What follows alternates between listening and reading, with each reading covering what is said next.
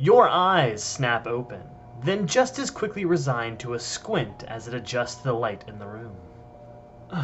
Why is it so bright in here? You ask yourself. Just before you're able to answer, however, a stern voice breaks your concentration. D-Class 11576. You are to prepare yourself for duty in 15 minutes.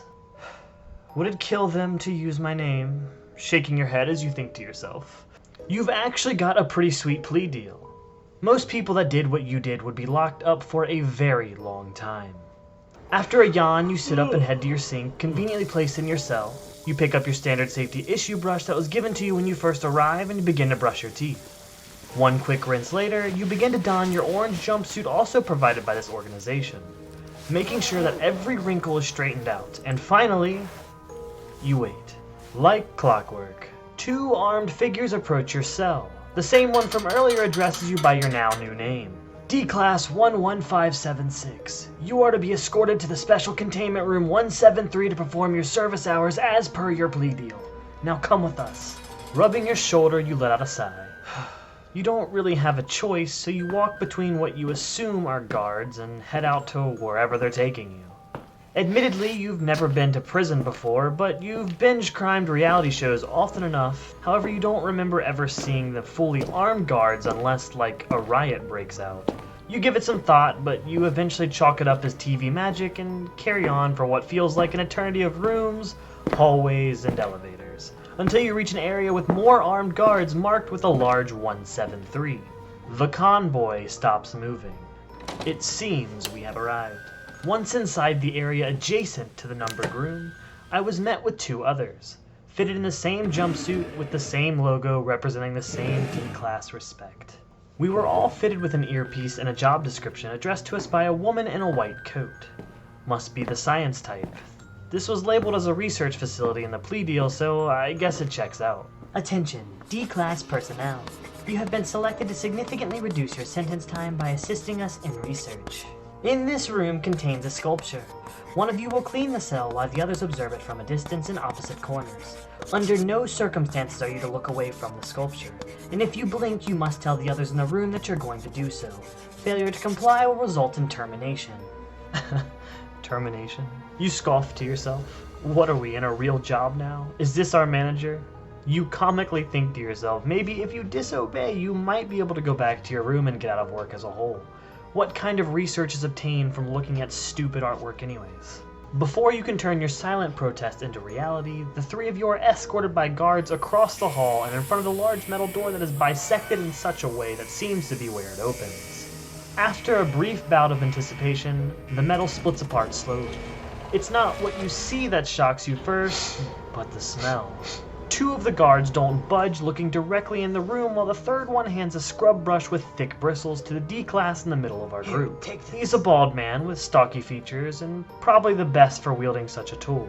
The other D-Class was a female with prescription glasses. I wonder what these two did to get here. Just then, some guards usher us inside with a rifle barrel pressed against our backs. "Take your positions!" The guard barks, gesturing us to the corners of the room.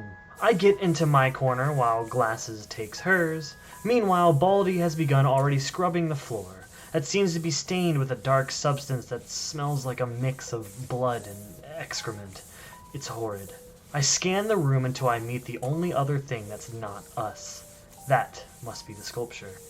What an odd-looking piece of art, you think to yourself.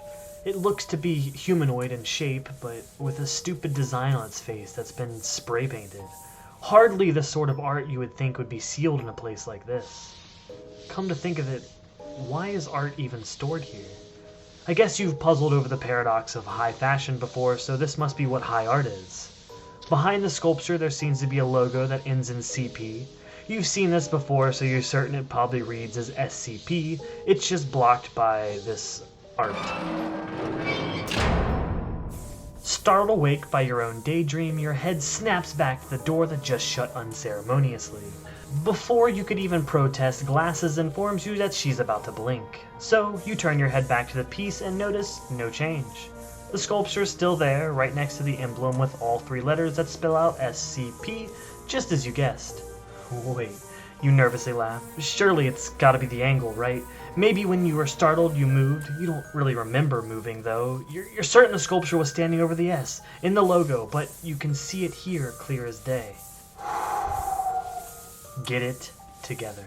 You say to yourself as you hear Glasses announce she's about to blink again. This time you focus hard on the sculpture, and nothing happens. You're a little relieved and disappointed at yourself for letting a simple work of art get into your head like that. Your eyes begin to strain, however, and remembering your crash course, you announce that you're about to blink. And then, nothing, once again. This goes on like this for about half an hour. I blink, and then Glasses blink, and I blink again. It's funny when you think about it. Whenever you are manually blinking your eyes, you are certain they dry out faster. Like breathing or anything, you don't really notice until you do, you know? Glasses announces she's about to blink again.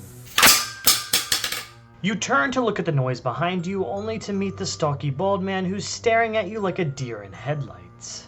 You begin to lay into him for startling you with the mop and just being careless. Just then, however, you notice he's not staring at you, but past you. Beyond your rage, you also hear what sounds like somebody gasping for air. You turn around to see what he's looking at, and as you begin to piece together what's before you, your stomach starts to twist, and you begin sweating. Glasses has been lifted off into the air with the sculpture's hands wrapped tightly around her neck, unmoving.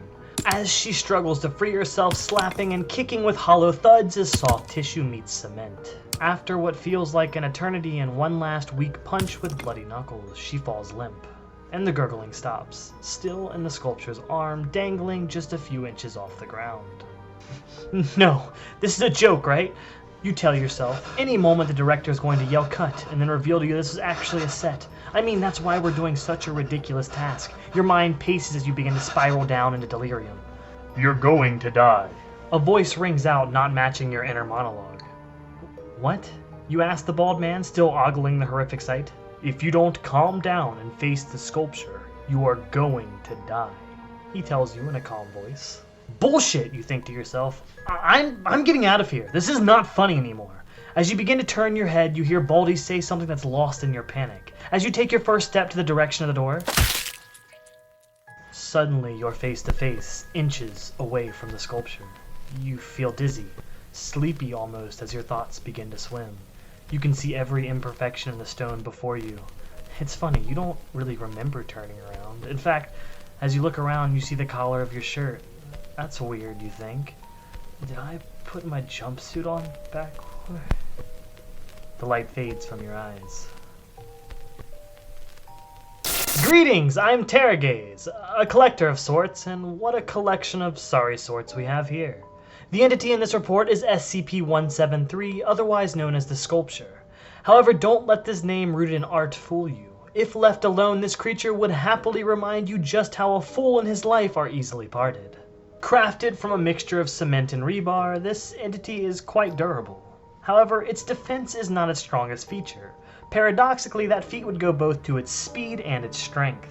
You see, this entity is known to reach speeds of 90 kilometers per hour or 56 miles per hour respectively. This does come with a definite weakness, however, as 173 can't move at all while in the direct line of sight of a sentient being. Interestingly, however, the longer it's stared at, the more irritated their eyes become. Notably, whether this is due to the anomaly or the stress of the confrontation is still unknown. Peanut, as it's referred to in slang, is also known to have commendable strength. Its particular use of lethal force revolves around strangulation and more commonly snapping the neck at the base of the skull. On average, the latter feat takes about 1,000 pounds of pressure. Being able to exert that much in such a short amount of time requires a great deal of power. Those in charge of the SCP Foundation have created a system for classifying anomalies. They use a lot of different ones, but the three that are most commonly used are in the primary class. This consists of the safe class, meaning that it can be contained in relative safety without much resources, and it's been well researched, meaning the containment is reliable. A lot of stationary objects land here. The second primary class is called Euclid. Most SCPs land here, and it takes a considerable amount of resources to contain and is not always reliable. Most autonomous and sapient SCPs are placed here, as well as being able to think and act on your own, typically by nature is unpredictable. Finally, we have the Keter class, reserved for the SCP that can't be or is incredibly difficult to contain. Keter does not always mean it's dangerous, but inherently this class has the least containment out of all the other classes, meaning that you will have the least support when dealing with them. SCP-173 lands comfortably in the Euclid class, and can only be accessed with those with level 2 security clearance. In addition, any D class with traumatic exposure and all non-SCP Foundation members that come into contact with this entity are questioned and then given Class A or Class B amnestics depending on the exposure time. Well, as much as I love meddling, this body does have limits. I believe my eyes are becoming irritated and I think I'm going to blink now. Feel free to indulge yourself on any other stories I have crafted, and trust me, I'll be seeing you next time.